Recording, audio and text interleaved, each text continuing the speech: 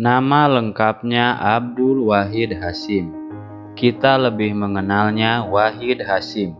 Ia adalah anak kelima dan anak laki-laki pertama dari pasangan Hadratus Syekh Kiai Haji Hasyim Asy'ari dan istri Nyai Nafikoh binti Kiai Ilyas, pengasuh pondok pesantren Sewulan dari Madiun.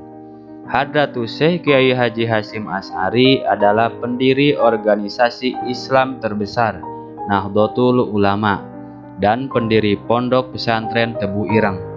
Wahid Hasyim dilahirkan di Jombang pada 1 Juni 1914. Meskipun memerlukan penelitian lebih lanjut, apabila dirunut lebih jauh, silsilah Wahid Hasyim dari pihak ibu sampai ke Ki Ageng Tarub, dan dari pihak ayah sampai ke Jaka Tingkir atau Sultan Adiwijaya, raja pertama Kerajaan Pajang, dan silsilah keduanya bermuara di Sultan Demak, yaitu Raden Fatah. Awalnya, anak yang lahir pada 1 Juni 1914 ini diberi nama Muhammad Asy'ari, seperti nama kakeknya. Kiai Haji Hasyim Asy'ari memberikan nama tersebut karena anak itu merupakan anak laki-laki pertama. Namun, karena sering sakit-sakitan, sebulan kemudian namanya diganti menjadi Abdul Wahid Hasyim. Ibunya memiliki panggilan kesayangan, yaitu Mudin. Umur 3 bulan, ia dibawa oleh ibunya berkunjung ke gurunya, yaitu Kiai Khalil Bangkalan, untuk memenuhi nazarnya. Abdul Wahid Hasyim sedari kecil memiliki kecerdasan di atas rata-rata. Umur 5 tahun, Wahid Hasyim sudah bisa belajar membaca Al-Quran, dan umur 7 tahun sudah bisa belajar membaca kitab. Umur 12 tahun, Wahid Hasyim meminta izin pada ayahandanya untuk mengembara menimba ilmu ke pesantren lain. Ia pernah belajar di pesantren Siwalan, Sidoarjo, dan pesantren Lirboyo, Kediri. Kembali ke pesantren Tebu Ireng pada usia 15 tahun, Wahid Hasyim mulai belajar mengenal huruf Latin, membaca buku berbahasa Inggris, Jerman, dan Belanda, serta mempelajari ilmu bumi, matematika, dan pengetahuan umum lainnya. Ia juga rajin membaca majalah terbitan lokal dan majalah terbitan asing. Semua kepintaran Wahid Hasyim dilakukan secara otodidak. Artinya, ia tidak pernah bersekolah di sekolah Belanda seperti putra pembesar-pembesar pada waktu itu. Hanya sepupunya, yaitu Muhammad Ilyas, yang bersekolah di sekolah Belanda, yaitu HIS atau Holland Inland School. Kepada sepupunya, Wahid Hasyim juga belajar ilmu bahasa. Tahun 1933, Wahid Hasyim bersama sepupunya Muhammad Ilyas pergi berhaji. Selayaknya berhaji dulu, biasanya momen berhaji diikuti dengan belajar atau berguru pada syekh dan menimba ilmu agama. Begitu juga Wahid Hasyim dan sepupunya, di Tanah Suci mereka mendalami ilmu tafsir, hadis, shorof, dan fikih. Sepulang dari Mekah, pada umur 19 tahun, Wahid Hasyim mengusulkan untuk merubah kurikulum pesantren Tebu Ireng, mengganti sistem sorogan dengan model kelas, dan memasukkan pengetahuan umum untuk dipelajari santri.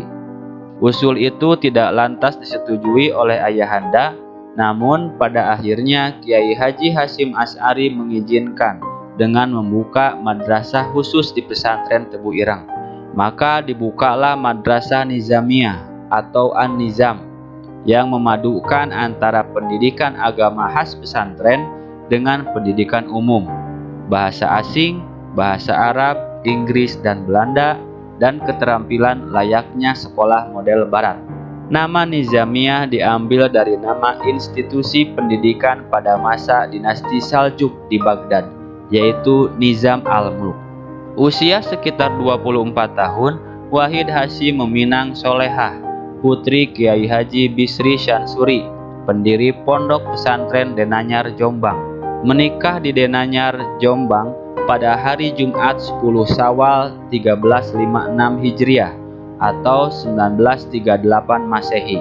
Dari pernikahan itu lahirlah 6 anak, yaitu Abdurrahman Ad-Dakhil atau Abdurrahman Wahid atau Gus Dur, Presiden keempat Republik Indonesia, Aisyah, Salahuddin Al-Ayyubi atau Salahuddin Wahid atau Gus Solah, Umar Wahid, Lili Wahid, dan Hasyim Wahid atau Gus Iim.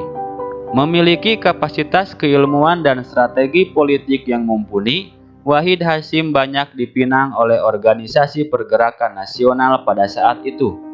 Namun dengan pertimbangan pemetaan organisasi pergerakan dan partai, akhirnya Wahid Hasyim berlabuh di NU pada tahun 1938, mengawali karir organisasi dan politik dari bawah, yaitu sekretaris pengurus ranting NU Tebu Ireng, lalu kemudian menjadi pengurus NU cabang Jombang. Wahid Hasyim juga aktif dalam organisasi Majelis Islam A'la Indonesia (MIAI) dan menjadi ketua pada tahun 1939, mewakili Nahdlatul Ulama. Tahun 1940, Wahid Hasyim didapuk menjadi pengurus besar Nahdlatul Ulama yang pada saat itu masih berkantor di Surabaya. Jabatan yang ia pegang adalah Ketua Departemen Ma'arif yang mengurusi bidang pendidikan dalam struktur Nahdlatul Ulama. Masa pendudukan Jepang tahun 1943, Wahid Hasyim diangkat menjadi salah satu pemimpin Majelis Syuro Muslimin Indonesia atau Masyumi. Masyumi adalah badan bentukan Jepang yang bertujuan untuk mendapatkan simpati masyarakat Muslim dan sebagai pengganti MIAI. Sekitar proklamasi, Wahid Hasyim terlibat dalam mempersiapkan kemerdekaan Indonesia. Ia menjadi anggota BPUPKI, Badan Penyelidik Usaha-Usaha Persiapan Kemerdekaan Indonesia, dan menjadi anggota Panitia 9. Seiring waktu karirnya semakin menanjak, 4 kali menjabat sebagai Menteri Agama, yaitu tahun 1945, tahun 1949 sampai tahun 1950, tahun 1950 sampai tahun 1951, dan tahun 1951 sampai tahun 1952. Tahun 1951, ia juga dipilih menjadi Ketua Tanfidziyah Nahdlatul Ulama, menggantikan Kiai Haji Nakhrowi Thohir.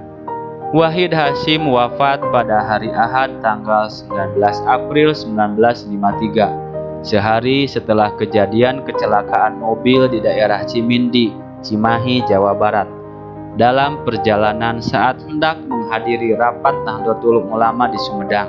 Saat itu, media ramai memberitakan bahwa Indonesia kehilangan seseorang besar dalam arti kata luas.